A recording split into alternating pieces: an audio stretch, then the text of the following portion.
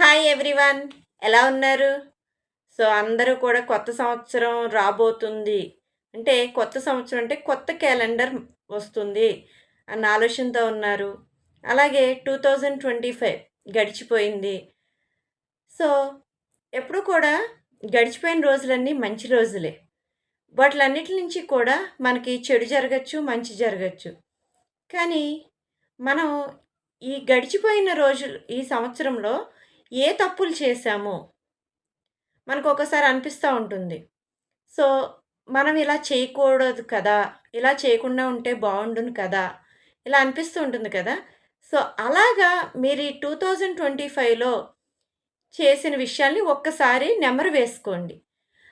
అలాంటివి point out చేసుకొని మీరు ఏవైనా ఉంటే వాటిని సరిదిద్దుకోండి. అప్పుడు వస్తున్న 2026 మీకింకా మంచి మెమోరీస్‌తో ఎదురుపడుతూ ఉంటుంది. ఓకే. బాయ్. మీ Shashirekha mindset coach for teenagers.